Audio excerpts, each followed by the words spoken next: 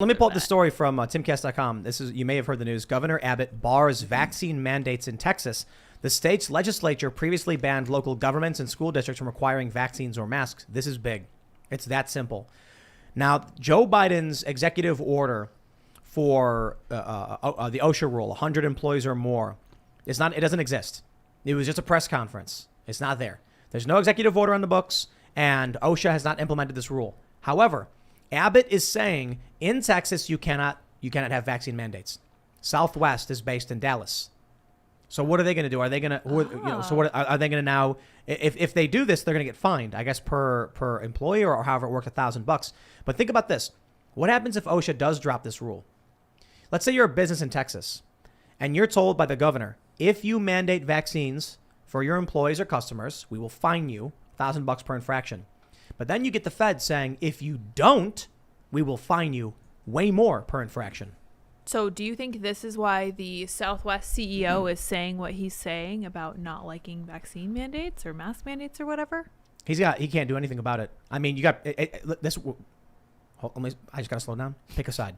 Because that's where we're at. Pick a side. Yeah, that's what bothers me. This is an example of fighting authoritarianism with authoritarianism. What Abbott did, I think, is a step too far. He basically mandated that no one can authorize vaccines. He's telling the private companies. Can't mandate it. He's saying so the federal government said everyone has to do it. Then Abbott came in and said no one's allowed to do it. And you know why? What he should have done, done, already a law in the book saying you can't discriminate for medical reasons. So what he should have said is you don't have to listen to the federal government. You can do whatever you want.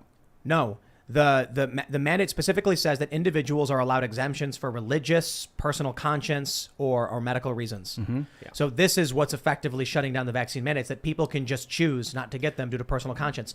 There's already laws in the books saying you can't discriminate for medical or religious reasons. As far as I can tell, and correct me if I'm wrong, Abbott's telling every private company in Texas that they're not allowed to mandate vaccines now. Should they be allowed to ban people if they're black? I don't know. I don't think so. Why? Or if they're in Civil a wheelchair. rights law? Yeah, or if they're in a wheelchair. Should they be allowed to ban wheelchairs? Or people with like AIDS or cancer. Well, it depends on the job. You know, certain things require certain amounts of activity. So, like, if you need someone to climb ladders, you can't hire someone in wheelchairs. But that's a form of discrimination. Mm-hmm. So, if you need somebody to work in a grocery store, and there are jobs that can be done in a grocery store that someone in a wheelchair can do, should they be allowed to say no wheelchairs allowed? What about a Muslim person? Should they be able to be like, no, get that Muslim stuff out of here? Or should they be allowed? They shouldn't. I think that violates civil rights. Civil rights. Right. Yes, and there's also the ADA, the Americans with Disabilities Act. So now you've got medical reasons, and we shouldn't have to present our papers to our to the store to prove. Should a person who's got some kind of like should someone have to go and prove that they're the right race? If they say, I'm not firing you because of your race, because I don't even know if that's your real race. Should they have to go pull up lineage? No, you don't got to prove it. We just make the case when we complain. The point is, I agree to a certain extent. We shouldn't have rule by decree. However, these are different situations. If the law already states you can't discriminate for religious reasons and medical reasons, and it does, case closed. Yeah. If someone says it is against my deeply held moral and spiritual and religious or whatever beliefs, they should be able to do but anything you don't about have to hire someone with leprosy if they come in there. That's different. What's different about it? I mean, come on, bro.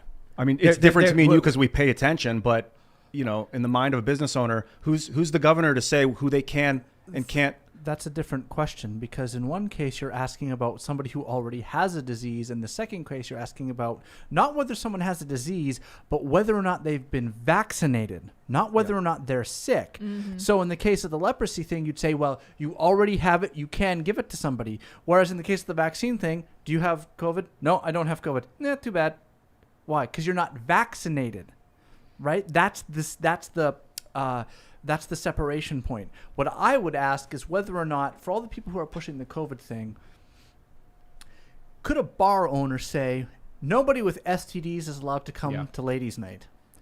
We want couples to get together, and you got to bring your papers. Health. That's right. Bring a negative test. You have to disclose to us your HIV status. Would people be comfortable with that? Of course they wouldn't. Or would people be comfortable saying, look, you have to have your vaccine for Hep C before you can come in? Would people be comfortable with that?